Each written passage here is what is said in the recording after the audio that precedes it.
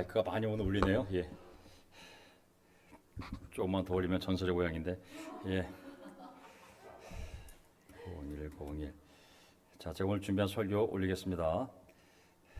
오늘 지난 시간에 이어서 우리 지난 시간에는 그리스도 안에서의 자유라는 주제였는데 오늘은 그 자유를 가지고 우리가 선택하고 결정하는 것에 대해서 함께 공부해 보도록 하겠습니다. 오늘 자, 여러분 잘 들리시죠? 제가 오늘 제 설교를 위해서 잠깐 기도하고 시작하겠습니다. 하나님 아버지, 오늘 온라인으로 또 오프라인으로 주님의 말씀 아래 불러 모신 주님 감사합니다.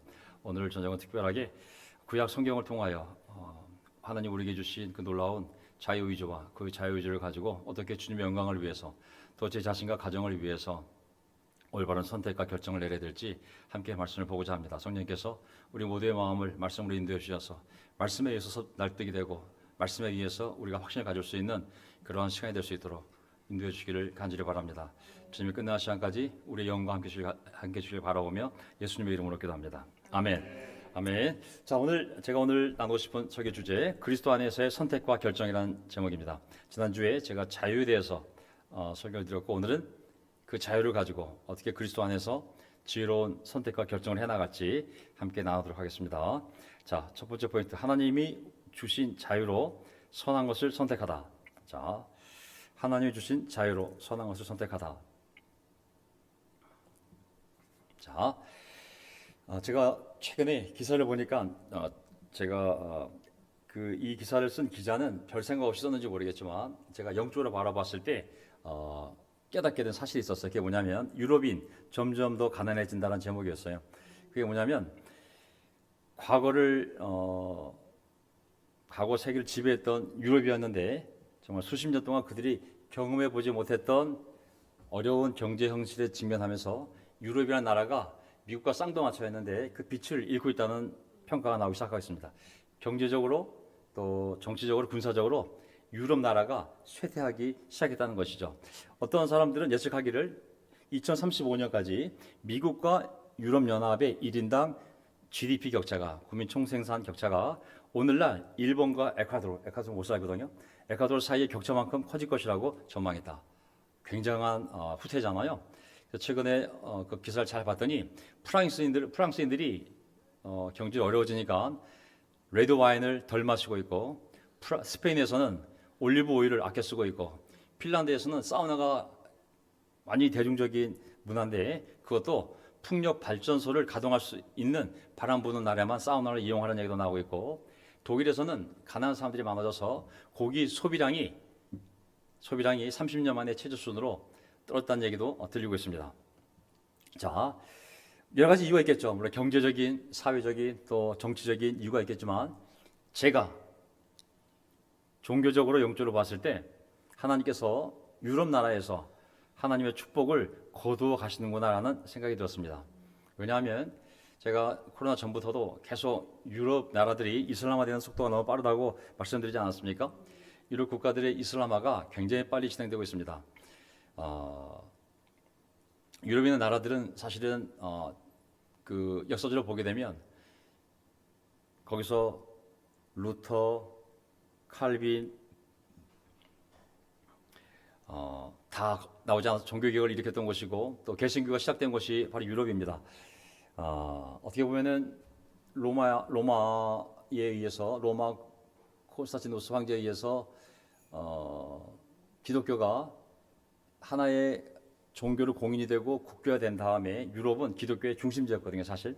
근데 그 유럽이 다문화주의, 다양한 문화를 존중하면서 그리고 다문화권의 사람들을 받아들이면서 이게 종교 혼합주의가 돼가지고 이 다문화주의가 다종교주의가 돼가지고 마치 이스라엘이 오직 여호와 하나님을 섬기다가 이제는 아세라 신도 섬기고 바알 신도 섬기고 몰렉 신도 섬기고 다 섬기는 그런 나라가 됐을 때 망하지 않았습니까? 유럽이 지금 기독교 한때는 전 세계 기독교 나라들의 중심지였었는데 저는 이제 유럽이 그 다문화주의를 받아들이면서 다종교주의에 빠지면서 그리고 종교 혼합주의에 빠지면서 이슬람화 돼가고 있는 것이 지금 유럽의 사태라는 것은 이미 다 알려진 사실입니다. 자, 예를 들면 프랑스에서는 제가 오늘 이 선택이란 주제에 관련된 기사이기 때문에 제가 설명을 드리고 있는 겁니다. 프랑스에서는 로마 카톨릭과 천주교, 기독교를 합친 것보다 더 많은 무슬림들이 매주 종교적 예배에 참석하고 있다고 했습니다.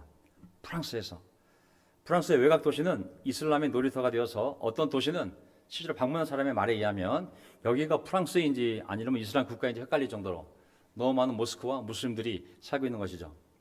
그리고 영국 정부와 학술단체의 통계에 의하면 영국에서는 최소한 일주일에 한 번 이상 이슬람 모스크에 출석하는 무슬림의 수가 93만 명. 영국 성공의 예배 국교잖아요. 영국의 기독교 국교. 출석하는 수는 91만 명 정도니까 오히려 이슬람 교도들이 예배 참석하는 종교인 중에 이슬람 교도들이 더 많은 거죠. 지금 현재 런던의 시장이 무슬림입니다. 지금 영국의 총리는 힌두교입니다. 그리고 스코틀랜드의 그 내각 수반은 무슬림입니다. 왜냐하면 왜 중요하냐면 그들이 그러한 영향력을 가지고 계속 이슬람이 퍼질 수 있도록 많은 제도들을 열어주지 않겠습니까? 그래서 최근에 발표된 영국에서 발행되는 무슬림 뉴스에 의하면 그 기사를 갖고 왔는데 한 영국인 무슬림이 영국에 있는 무슬림 단체에서 우리 단체의 목적이 뭐냐 하면 이렇게 얘기했어요. 우리가 반드시 추구하는 것은 영국을 믿지 않는 자의 땅에서 이슬람의 땅으로 바꾸는 것이다. 이것이 우리의 진정한 목적이다. 이것이 아니라면 우리가 이 영국 땅에 있어야 할 필요가 없다. 알라께서 승리하도록 인도하실 것이다. 굉장히 빨리 기독교 국가들이 이슬람화 되고 있거든요. 또 현재 독일을 보면 가장 최근의 뉴스를 보면 현재 독일에서 신상아의 25%가 4분의 1이 무슬림으로서 2041년 앞으로 거의 한 20년 뒤면 무슬림이 독일 원주민 인구를 상회할 것을 보고 있습니다. 독일 루터교보다 무슬림 인구가 이미 교회는 역전되는 것뿐만 아니라 인구 자체로도 무슬림 인구가 독일 원주민보다 더 많아진다는 것이죠. 네덜란드는 이미 더 심각해지고 가장 잘 사는 벨기에, 노르웨이도 이미 이슬람 문제가 굉장히 심각한 문제가 되고 있습니다. 자, 이 모든 문제는 전부 다 그들이 내린 선택과 결정의 결과인 것이죠. 정치적인 이유로든 경제의 이유로든 그들을 받아들이고 그들에게 그렇게 살 수 있는 그러한 영향을 다 허락해 주면서 그들이 이렇게 성장할 수 있는 토반을 그들의 선택과 그들의 결정으로 그렇게 내린 것이고 지금은 후에도 지금 많은 프랑스인들이 후회하고 있다고 그러는데 이슬람 사람들을 받아들인 것에 대해서 하지만 경제적인 이유에서든 사회적인 이유에서든 정치적인 이유에서든 그들을 받아들인 이상 이미 너무 많이 이슬람 사람들이 들어왔기 때문에 데려드릴 수 없는 상황이 된 것이죠. 우리가 내린 선택, 우리가 내린 결정 반드시 보상으로 우리가 누리던 아니면 대가를 치르던 할 수밖에 없는 거거든요. 자, 성경은 세상과 인간의 창조자이신 성경은 이 세상과 인간의 창조자이신 하나님의 주권, 주인으로서의 권리 그리고 주인으로서의 그 선택, 그분이 선택하고 결정하는 것에 대하여 분명히 기록하고 있습니다. 하나님이 창조를 선택하는 것 분명히 기록하고 있죠. 예를 들면 하나님이 노아를 선택해서 세상을 심판할 때 인류를 남겨놓은 거, 아브라함을 선택해서 이제 그 후손을 통해 온 인류를 구원할 계획을 세우신 거, 모세를 선택해서 이스라엘 백성들을 끌고 나오신 거, 예언자들을 세우셔서 하나님의 뜻을 전달한 거, 다 하나님의 주권으로 그가 선택하신 것이죠. 그다음에 레위 지파 중에서도 특히 아론 집안을 대제사장 집안을 선택하신 거, 다윗을 왕으로 선택하신 것, 이스라엘 민족을 여러 민족 가운데 선민으로 선택하신 것, 수많은 12지파가 있지만 그 중에 하나님을 섬길 수 있는 지파로 오직 레위 지파를 선택하신 것, 그리고 수많은 도시가 있지만 오직 예루살렘을 자신의 이름을 둘 중앙 성소로 택하신 것, 하나님의 주권 속에서 그분이 내린 선택들인 것이죠. 자, 이제 하나님께서 우리 인간에게 주신 선택을 한번 생각해 볼까요? 하나님이 선택하셔 자유가 있듯이 하나님은 그 자유를 우리에게도 주셔서 우리 역시 그 자유를 가지고 스스로 선택하게 은혜를 베풀어 주신 것이죠. 그 선택 정말 중요합니다. 자, 구약 성경을 보게 되면 이 선택에 대해서 제가 오늘 구약과 신약을 나누려고 했는데요. 왜냐하면 25분 사이에 어떤 거를 조직적으로 역사를 통전적으로 보며 한 주제를 설교하는 것은 어렵거든요. 그래서 제가 25분짜리이기 때문에 설교가 오늘 구약에서만 이 주제에 대해서 나누도록 하겠습니다. 다음 시간에는 신약에서 함께 이 주제를 살펴보도록 하겠습니다. 자, 아담과 하와가 자유의지로 선택하고 내린 결정을 생각해 보면 자신의 창조주이신 하나님의 말씀을 따를 것인지, 동산 중앙에 있는 그 나무의 열매를 먹지 말라는 그 말씀을 따를 것인지, 아니면 자신과 똑같은 피조물인 뱀의 설명을 따를 것인지 그들의 결정인 거거든요. 그들의 선택. 근데 그들은 자신들의 확신에 따라 하나님의 말씀 대신 피조물인 뱀의 설명을 따랐기 때문에 그 선택에 대한 무서운 대가를 치르게 되었죠. 자, 아브라함도 마찬가지죠. 아브라함도 하나님의 부르심과 하나님의 약속을 믿고 고향을 떠날 것인지, 아니면 그 하나님의 약속과 부르심을 좀 거절하고, 너무 좋은 제안이고 너무 좋은 복이지만 저는 그냥 아버지 집에서 그냥 친척들과 함께, 그냥 제 아내랑 함께 여기 살고 있습니다, 다른 사람을 찾아보시죠 라고 할지, 그것도 그의 믿음이고 그의 선택이고 그의 결정이지 않았습니까? 그는 믿고 결정하고 하나님의 뜻을 선택했기 때문에 그 보상을 그가 받은 줄 믿습니다. 아멘. 자, 신명기를 보게 되면 성경은 다 선택 이야기거든요. 신명기 30장 1절을 보게 되면 모세를 통해 하나님께서 자기 백성에게 그 선택권을 알려주는 것이죠. 어떤 걸 선택할 수 있는지에 대해서. 1절, 나는 당신들에게 당신들이 받을 수 있는 모든 복과 저주를 다 말하였습니다. 자, 15절 건너뛰겠습니다. 보십시오. 내가 오늘 생명과 번영, 죽음과 파멸을 당신들 앞에 내놓았습니다. 복과 저주, 생명, 번영, 죽음과 파멸. 생명과 번영, 생명과 죽음, 번영과 파멸. 초이스. 둘 다 길이 열려 있는 거라고. 자, 16절. 내가 오늘 당신들에게 명하는 대로 당신들이 여호와 당신들이 하나님을 사랑하고 그의 길을 따라가며 그의 명령과 규례와 법들을 지키면 당신들이 잘 되고 번성할 것입니다. 또 당신들이 들어가서 차지할 땅에서 여호와 당신들의 하나님이 당신들에게 복을 주실 것입니다. 이 선택, 아니면 이 선택도 있다고. 그러나 17절, 당신들이 마음을 돌려서 순종하지 않고 빗나가서 다른 신들에게 절을 하고 섬기면 오늘 내가 당신들에게 경고한 대로 당신들은 반드시 망하고 맙니다. 당신들이 요단강을 건너가 차지할 그 땅에서도 오래 살지 못할 것입니다. 저는 하나님의 약속을 보게 되면, 역사적으로 보게 되면, 수학 공식보다 더 정확한 것이 신앙 공식이구나. 순종, 축복, 생명, 번영. 불순종, 저주, 심판, 그리고 멸망. 이것은 시간의 문제지 날수 하나 안 틀리고 정확하게 이루어지는 거의 공식적인 인간 역사의 패턴이거든요. 430년 뒤에 너희 후손들이 그 땅을 떠날 거라고. 출애굽기 보면 그날 밤에 그들이 떠났다고. 그날 밤이 언제냐면 정확히 430년이 되는 해의 그날에 그들이 떠났다고 그랬거든요. 정확하잖아요. 430년이 흘렀는데 그 예언대로 430년째 되는 그날 저녁에 출애굽을 했거든요. 이 하나님의 이 선택에 의한 잘못된 선택에 의한 하나님의 뜻을 거반한 이 거역한 선택의 대가를 치르는 것과 하나님을 선택한 것에 대한 보상을 받을 것에 대한 이 결과는 거의 수학 공식만큼 정확하다는 것을 알 수가 있습니다. 여기 보면 19절, 나는 오늘 하늘과 땅을 증인으로 세우고 생명과 사망, 다시 얘기하죠, 복과 저주를 당신들 앞에 내놓았습니다. 생명과 사망, 복과 저주를 당신들 앞에 내놓았습니다. 당신들과 당신들의 자손이 살려거든 생명을 선택하십시오. 하나님의 마음은 분명하죠. 이걸 선택하라고. 생명과 복을 선택하라고. 이 히브리 단어 선택하다라는 것은 영어로 이제 추수잖아요. 바흐르라는 히브리 단어가 있어요. 그거는 정말 신중하게 여러 가지 중에서 고르는 것을 얘기하는 거거든요. 생명을 바하라 하라고. 그리고 또 하나 선택하라고. 누구를 사랑할지, 우상을 사랑할지 하나님을 사랑할지, 두 개 다 사랑할 수가 없다고. 당신들이 하나님을 사랑하라고. 그리고 그분의 말씀을 들으며 따르라고. 그러면 잘 살게 될 것이라. 어떤 신을 막 사랑할지 선택하라고. 어떤 신을 사랑할지, 하나님을 사랑할지, 다른 우상을 사랑할지.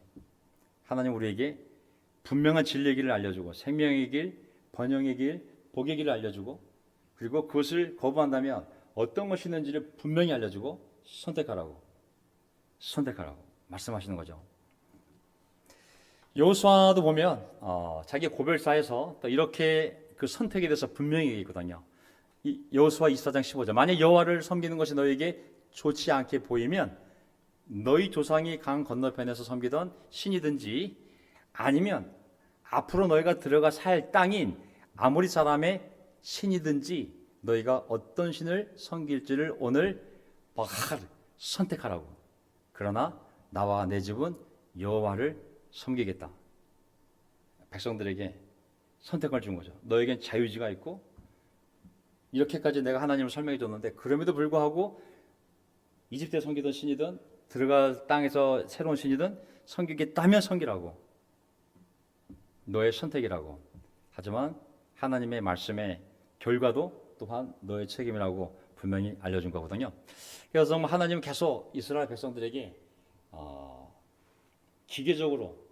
기계적으로 막 억지로 강요한 것이 아니라 분명히 진실을 알려주고 그 스스로 선택하게끔 했음을 알 수가 있습니다. 예를 들면 이제 이스라엘 가나안 정복 전쟁을 통해서 가나안 땅을 정복했을 때 땅을 다 나눠주지 않습니까? 그 땅을 분배해주지만 너무 재밌는 건 뭐냐면 땅만 분배됐지 다 점령하지 않았어요. 다만 너희들이 앞으로 점령해 살 땅은 여기까지는 너희가 점령해 살아라. 경계선만 알려주었어요. 근데 얼만큼 그 땅을 80% 점령할지 90% 점령할지 100% 점령할지는 그들의 선택이고 그 지파의 결정이었습니다. 갈렙처럼 산간지방 어려워 보여도 이건 하나님 주신 땅이기 때문에 나는 결정했어. 이건 우리 땅이야. 난 싸울 거야. 나는 내 땅으로 만들 거야. 그런 사람은 싸워서 하나님이 준 땅을 점령해서 자기 거로 만들었지만 대부분의 지파들은 적당히 포기해서 적당히 차지했을 때 나머지 적들을 내버려 두어서 그 당시에 가나안 땅을 100% 점령한 것이 아니라 하나님은 100% 점령하고 쓰라고 줬지만 그 땅을 이미 다 넘겨주었지만 그거를 포기하기로 결정한 사람들은 자기들의 결정에 따라 일곱 아무리 족속 중에 어떤 부족이 계속 살게끔 허락함으로 말미암아 결국 그들이 자신의 눈을 찌르고 옆구리를 때리는 가시가 되었음을 알 수가 있습니다. 모든 것은 우리의 선택이고 그에 대한 잘못된 선택에 대한 책임도 우리가 지는 것이고 올바른 선택에 대한 보상도 우리가 받는 것이죠. 선택의 분명한 책임과 보상. 자, 보겠습니다. 사울왕에 대해서 사울왕이 말년에 비참하게 된 것도 그의 선택가 아니고 선택이고 그의 결정이었던 것이죠. 그의 곁에는 사무엘이라는 정말 지혜로운 충고자가 있지 않았습니까? 그가 잘못된 것은 그가 몰라서 그렇게 된 것이 아니라 그는 자신의 어리석은 생각을 선택한 것이죠. 그 결과로 그는 왕권을 잃게 된 것이죠.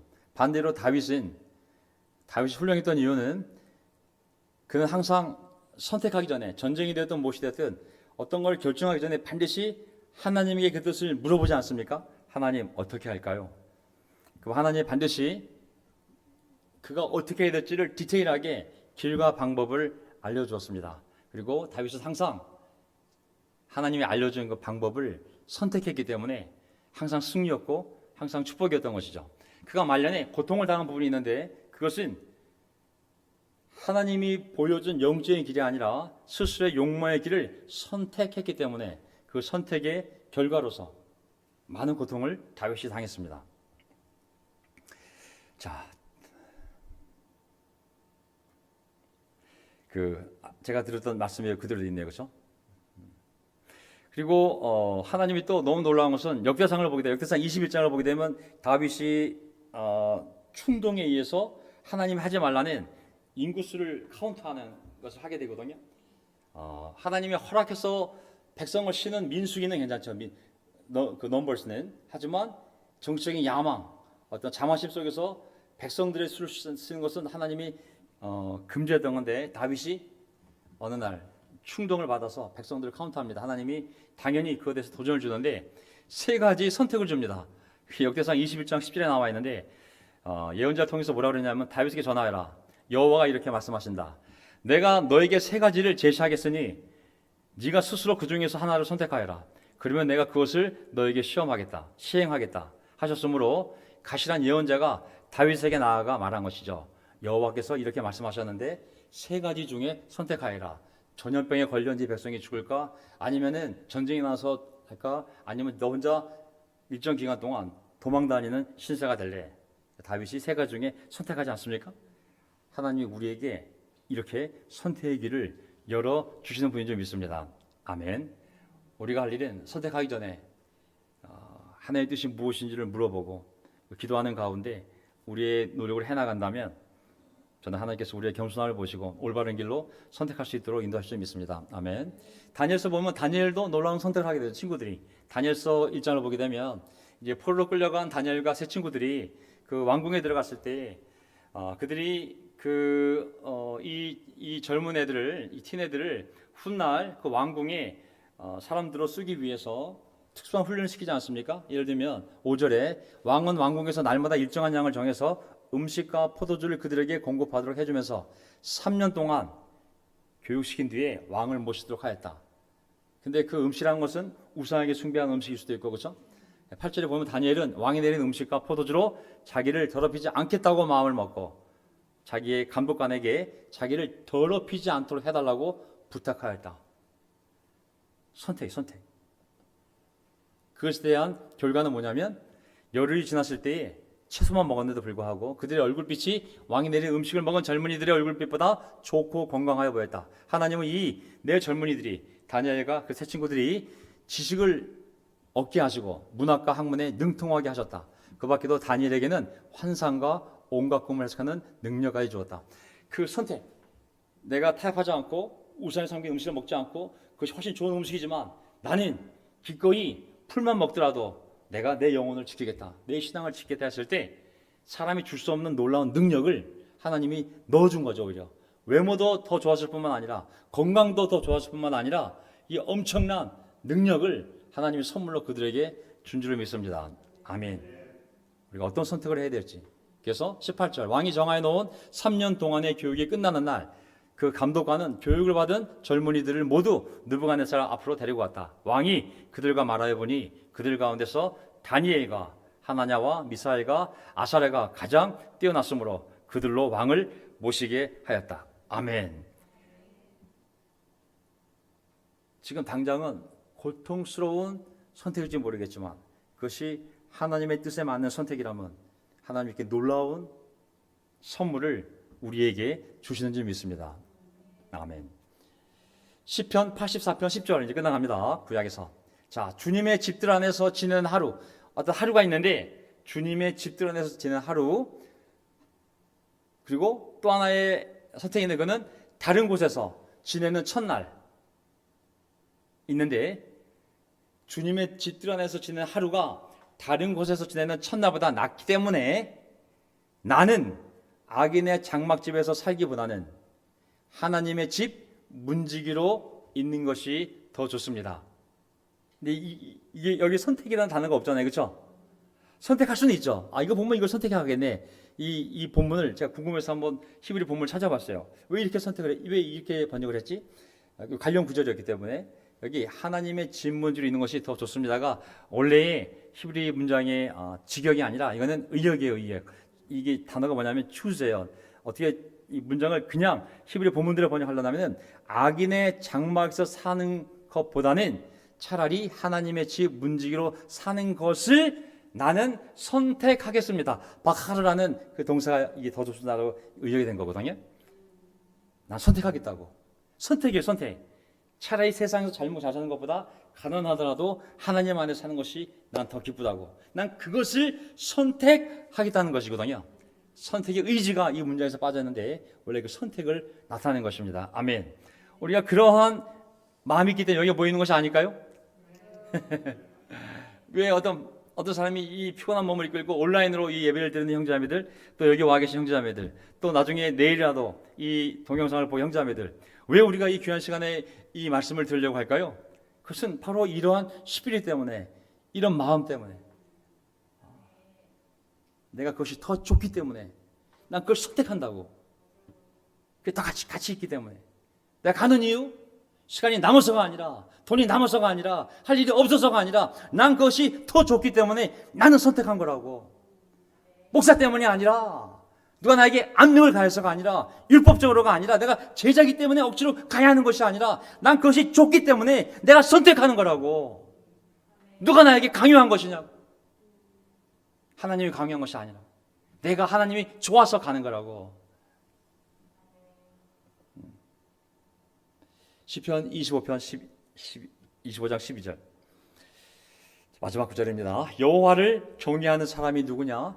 그가 선택해야 할 길을 주님께서 가르쳐 주실 것이다. 우리가 하나님을 진심으로 경외한다면 나와 내 가정, 교회가 어디로 갈지 나에게 지혜가 부족하고 알 수가 없으나 하나님께서 하나님을 경외하는 그 자에게 어디로 가야 할지 가르쳐 줄 줄 믿습니다. 기도하고 마지막 찬송 부르고 예배를 마치겠습니다. 아멘. 하나님 아버지 감사합니다. 오늘 하나님 저에게 주신 그 자유를 가지고 우리가 어떤 선택, 어떤 결정을 내야 될지 구약의 많은 인물을 통하여 다시 살펴보았습니다. 하나님 누구도 비난할 수 없습니다. 누구도 탓할 수 없습니다. 하나님은 그것이 개인이 되었던, 공동체가 되었던, 나라가 되었던 그 사람에게 무엇이 가장 베스트한지를 알려주었고 그것을 거부한다면 어떠한 고통이 따르는지도 이미 다 알려주었습니다. 하나님 모든 삶의 고통들은 잘못된 선택에 의한 고통들이었다면, 그것이 실수였다면 하나님 우리를 보상해 주시겠지만, 어떤 사람이 의지적으로 하나님 뜻을 거스렸다면 그것이 얼마나 많은 고통으로 그 선택의 결과가 다가오는지를 이스라엘 백성들에게 계속 반복해서 알려주셨습니다. 하나님, 저희가 지혜롭게 하나님이 보여주시는 길로 갈 수 있도록 도와주십시오. 우리의 선택이 말씀에 기초하여 하나님을 사랑하는 방향으로, 그리고 교회를 사랑하는 방향으로 선택해 나아갈 수 있도록 하나님 우리를 계속 깨우쳐 주시고 보여주시고 설득시켜 주시고 그리고 알게 해주시기를 간절히 기도드립니다. 하나님, 누가 억지로 그리스도인이 될 수 있겠습니까? 누가 억지로 예배에 나올 수 있겠습니까? 누가 억지로 말씀을 볼 수 있겠습니까? 누가 억지로 전도할 수 있겠습니까? 누가 억지로 이 제자들의 삶을 살 수 있겠습니까? 오직 하나님을 선택한 자, 하나님의 말씀대로 살고 싶은 자, 하나님의 백성과 함께 교제하며 사랑하며 복음을 전하기를 원하는 자, 그 자가 선택하고 그 선택의 영광과 기쁨을 그가 누리는 줄 믿습니다. 하나님, 이 교회가 다시는 어떤 시스템에 의해서, 강요에 의해서, 두려움에 의해서, 머니플레이션에 의해서 하는 교회가 아니라 내가 하나님을 사랑하기 때문에, 사람 때문이 아니라 내가 예수님의 십자가에 감동이 되어서 예수님을 위해 살기를 원하기 때문에 오직 예수님을 위하여 내가 결정하고 내가 선택하고 내가 책임지고 내가 내 결정의 열매를 누릴 수 있는 그런 성숙한 교회가 되기를 간절히 바라고, 오직 주님의 그 선한 길을 선택할 수 있는 지혜로운 공동체가 될 수 있도록 복을 내려 주시옵소서. 우리의 주님이신 예수 그리스도의 이름으로 기도합나이다. 아멘.